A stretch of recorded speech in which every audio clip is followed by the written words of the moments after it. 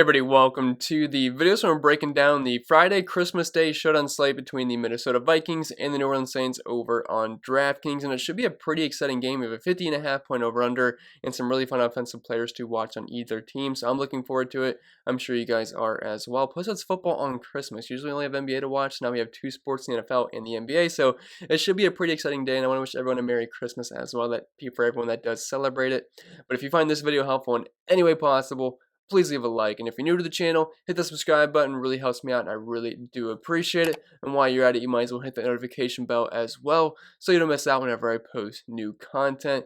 And YouTube tells me around 50% of the people who watch these videos have not yet subscribed, so if you're a frequent visitor to the channel, or if you're just new and you like what you see, consider that subscribe button because it really helps the channel grow, and that's obviously going to help me out as well, and plus it's free, so why the heck not? And if you want to follow me over on social media, the handle's in the bottom left-hand corner of your screen, and if you want to help support the channel over on Patreon, link is down below for that if you want access into the entire NFL sheet. I also do NBA over there as well. You can hop to the Discord chat, cheat sheet, projections, notes, and all that good stuff. But I think that's it for the plug, so without further ado, let's dive into today's video. And as always, we'll start with the quarterback position. And up top, we have Drew Brees at $10,200. I know he finished the day last week with 20 DraftKings points, which was not that bad at his price point, but overall, it was not a good day for Drew Brees. He completed less than 50% of his passes. He was really struggling in the first half. Still ended up throwing 3 touchdowns and over 230 passing yards, but it was a pretty rough day for Drew Brees, and it was a tough matchup overall versus the Kansas City Chiefs pass defense, which has been pretty solid this season, but things get a bit softer here versus the Minnesota Vikings. Now, early on in the season, their numbers were really bad versus the pass, but they've definitely improved as the season has progressed. If you're looking at their overall numbers heading into Week 16, they're now 12th DVA versus the pass and allowing the 13th fewest points per game to the quarterback position. So both those numbers are top half in the league, so I don't think it's going to be an absolute cakewalk for the Saints, but they still have a team total close to 30 in this one, and I'm overall not that scared of the Minnesota Vikings defense, so I still think Drew Brees is totally in play here, despite him just really not looking that good last week. But I mean, if they have a team total close to 30, I had to imagine Drew Brees is probably throwing 2 to 3 touchdowns in this one, unless Latavius Murray and Alvin Kamara and Taysom Hill happen to score all the touchdowns. But since it's a showdown slate, I don't think Drew Brees is the most exciting play in the world. But again, showdown slates, so quarterbacks are always going to be viable just because they tend to score the most points and have the highest floor. So if you got the money for Drew Brees, I think that's fine. But this is a slate that's absolutely loaded with skill position players. Like we got Justin Jefferson, Dalvin Cook, Adam Thielen, Alvin Kamara. I guess you could throw in Emmanuel Sanders and Jared Cook. They're not the most exciting options in the world, but this is definitely a slate where the skill position players I think are much better options than the quarterbacks, but I would say they're not as safe as quarterbacks. Plus, some of those guys are a little bit more expensive than both Drew Brees and Kirk Cousins, so these guys aren't absolutely must-plays, but if you're playing cash games, they do offer you a pretty nice floor. And then dropping out of Kirk Cousins at $9,600. He draws the tougher matchup here versus the New Orleans Saints, who've had a pretty tough defense this season, whether it's through the ground or through the air, as they're looking at their numbers versus the pass this year. They're 4th versus the pass, and they're allowing the 4th fewest points per game to the quarterback position, less than 230 passing yards and less than 2 passing touchdowns. And this is a team that likes to run the football quite a bit. Now, the past few games for Kirk Cousins, they've actually been throwing the ball a little bit, over 35 times per game. And that's more than his average this season, which is only at 31 passing attempts per game. But he's got great weapons to get the ball to. And Dalvin Cook, he's a pretty good pass catching back, but his 2 wide receivers are absolutely excellent in Adam Thielen and Justin Jefferson. So I think Cousins is definitely a viable option here. They are 7-point dogs on the road, so this should be more of a pass-heavy game script for the Minnesota Vikings. Now, they're going to try to run the ball as much as they can with Dalvin Cook, but if they do fall behind quite a bit, they're going to have no choice but to throw the ball, and it's easier to throw the ball on the Saints than it is to run the ball. Now, it's not that easy to throw in the Saints either way, but still, it should be a decently pass-heavy game script for him, and he's got 2 great weapons outside to get the ball to, so I definitely think Kirk Cousins is in play. And I think you could make a case for him being the better play over Drew Brees because they should be throwing the ball quite a bit in the second half. They are indeed trailing in this game, and Drew Brees doesn't have Michael Thomas, which is definitely a big hit to that offense. Plus, Kirk Cousins' weapons are absolutely elite to get the ball to, so there's a couple ways you can go, but if you can fit in both in cash games, I think that might be a nice way to go just to boost your floor up. But the skill position players, if you are playing both these guys, you're definitely going to have to take a couple of those guys out, so I think either option's fine. If you want to go double quarterback, I think that's pretty safe. The floor should be high, and obviously they present you high ceilings as well. But Justin Jefferson, Adam Thielen, Alvin Kamara, Dalvin Cook, those kind of guys, they could easily pop off for close to 200 yards and a couple of touchdowns, so that's just the risk if you happen to go quarterback heavy in your lineups. Then all the way down here, we have Taysom Hill at $6,000. He's kind of unplayable because, back in the day, like early in the season when the Saints were on a primetime slate, we'd have Taysom Hill like below $2,000. And when he's below $2,000 and he's not the starting quarterback, yeah, if he catches a couple of balls or he gets a goal line carry, yeah, you can pay that price tag off. But at $6,000, we're looking at maybe at max a handful of touches here. We're just going to have to hope he gets the ball near the goal line, which did happen last week and controlled all of us Alvin Kamara owners. And that's the awful thing about Taysom Hill, because when you don't play the guy and you play one of the running backs, like either Alvin Kamara or Latavius Murray, you just know Taysom Hill is going to come in and steal a touchdown. So just mentally prepare yourself for that. But at $6,000, I really can't recommend Taysom Hill outside of Drew Brees getting hurt and he comes into the game. And if that's the case, yeah, he's crushing that $6,000 price tag. But outside of that, I can't predict someone to get injured. So with that being said, let's move on to the running back position. And we have two of the best running backs in football here in Dalvin Cook and Alvin Kamara. So we can split this up by backfields, but the way this slate is, or the way these backfields are, we don't really have to split it up, because in the previous slates, we've had the Browns in prime time, the Steelers, and all those guys can get touches for the most part. But on the Saints, Alvin Kamara is getting the ball with a splash of Latavius Murray on the ground. And then the Vikings have Dalvin Cook, and that is pretty much it. So we'll start with Dalvin Cook here, $12,000. This is an absolutely massive price tag. I'm telling you right now, it's going to be very, very hard to fit in both Dalvin Cook and Alvin Kamara. So you definitely have a difficult decision to make.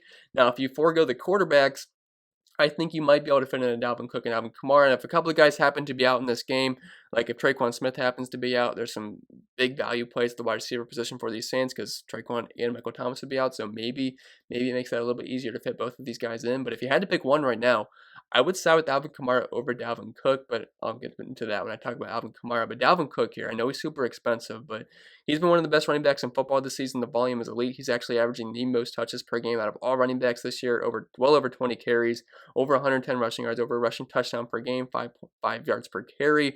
Gets about a handful of targets as well with a near 15% target share. Now the problem is this matchup versus the Saints. It's pretty darn brutal. Like, using running backs versus the Saints the past few years has not been a key to success for DFS purposes, but Dalvin Cook, he just gets so much volume. He's been such a great running back this season. I think he can overcome that as long as he gets 20 plus touches.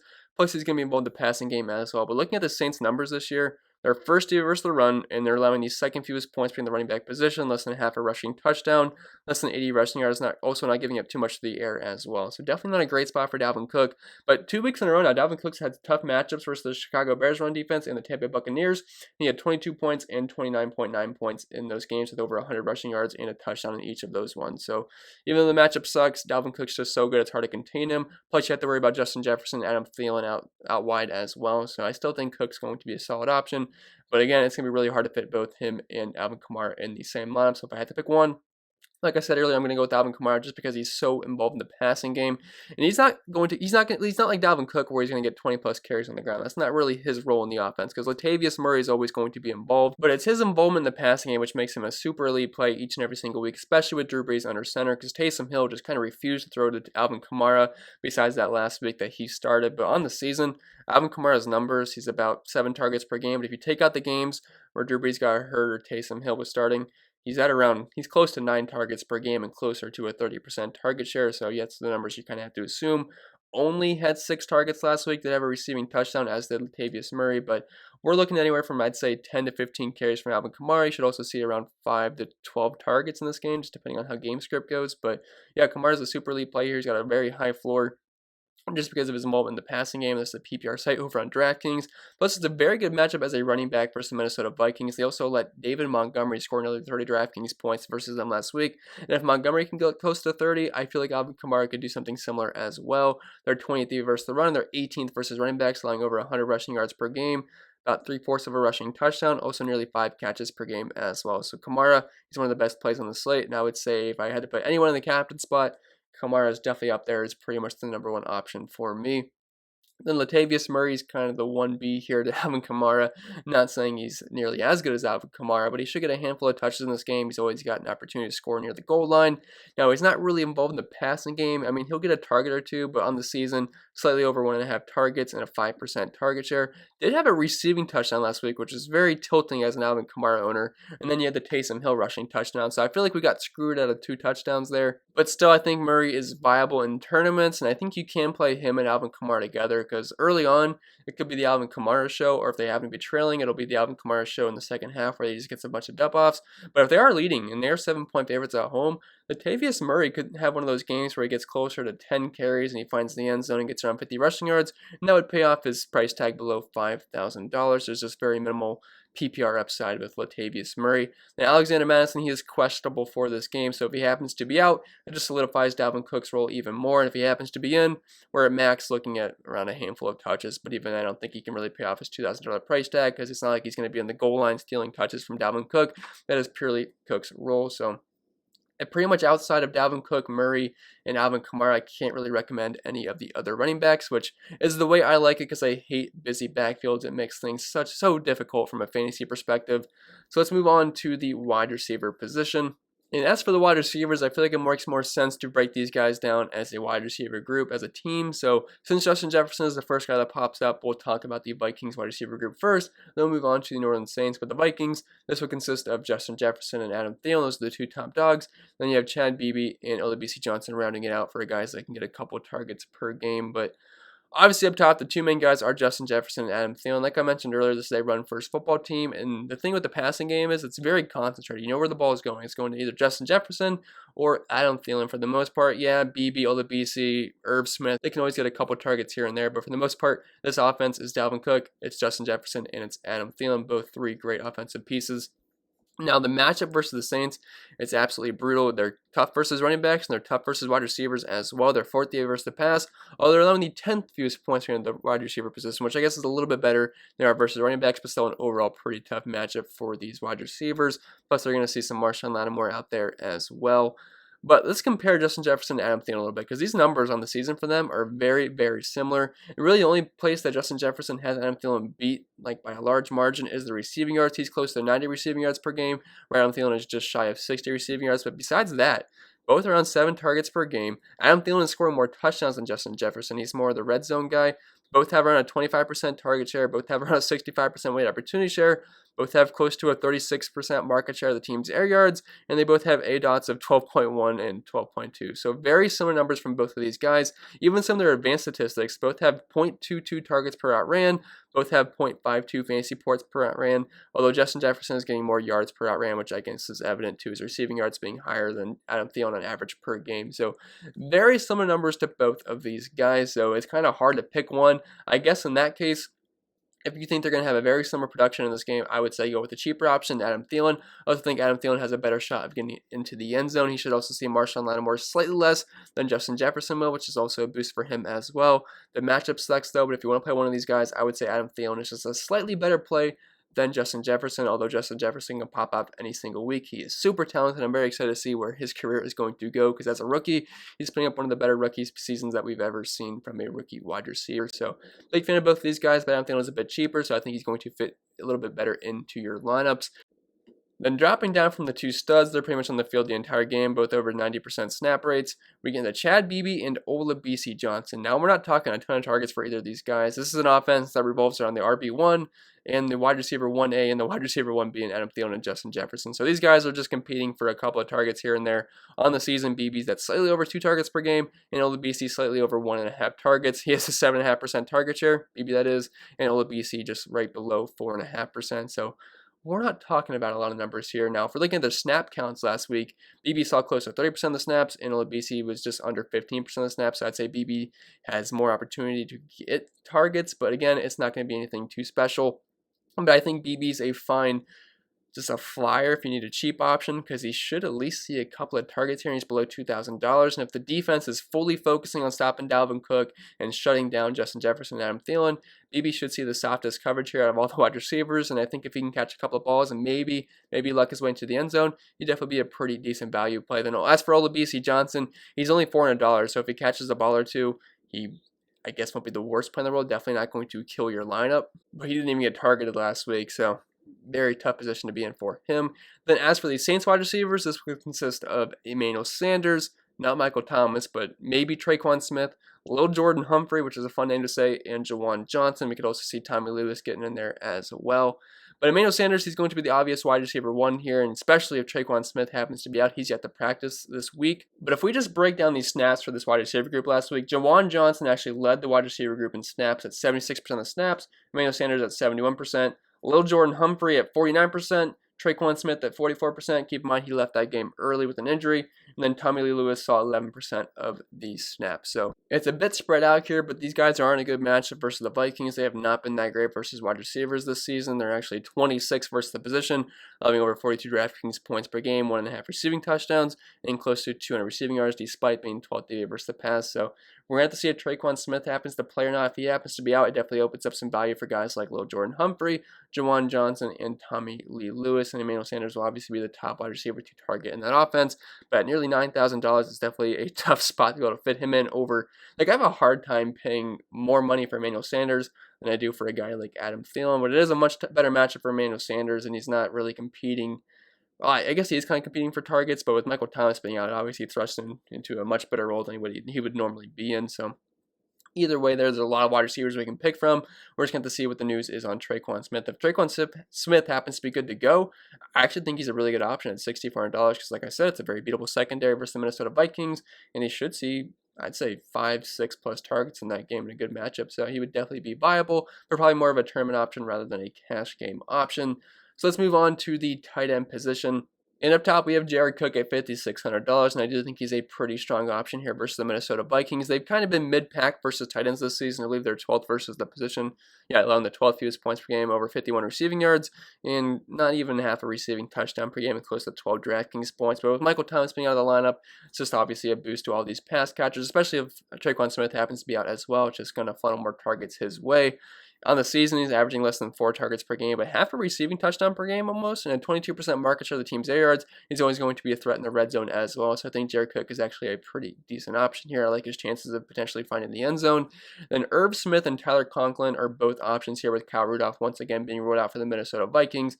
Irv Smith should dominate the snaps and for the most part get more targets than Tyler Conklin, but Conklin actually had a decent game last week. Had over 50 receiving yards, found the end zone on his way to, I want to say, around 17 Draftkings points. Overall, pretty solid day, but still the preferred tight end to use here is Irv Smith. He played on over 80% of the snaps last week, but Conklin certainly has a role. He played on over 60% of the snaps last week as well. I just feel more comfortable with Irv Smith in my lineup.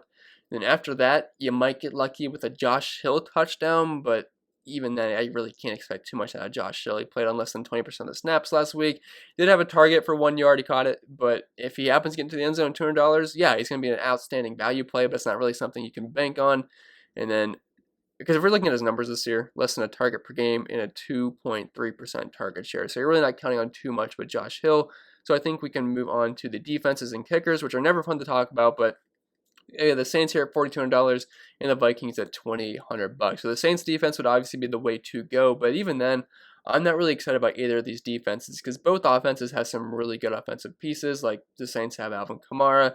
I would say Michael Thomas, but he's not playing. And I would say Drew Brees, but he's definitely a shell of his former self. But yeah, Alvin Kamara is certainly hard to stop. Plus, the Saints tend to just put up points each and every single week, no matter what.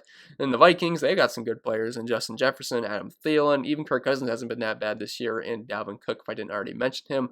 Plus, Irv Smith hasn't been that bad either. So the Saints defense is pretty darn good, but I could certainly see the Vikings putting up points. But they do have the lower implied team total against them at 21.75, and they're 7-point favorites at home in the Superdome. So yeah, the Saints would be the preferred option here, but I really don't like both defenses at all.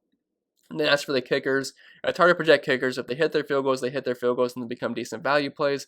If they don't, they don't. But it's really hard to project kickers. But they're playing in the dome, which is obviously a boost for them because you don't have to worry about any weather or wind.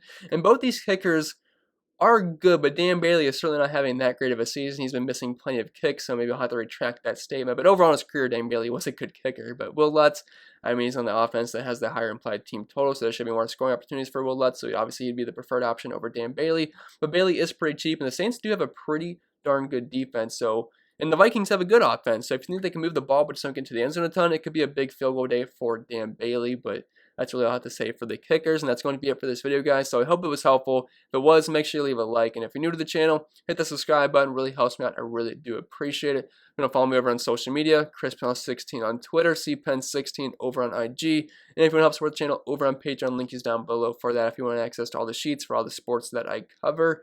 And I think that's pretty much it. Hope you guys have a wonderful Christmas, and I'll see you guys in the next video.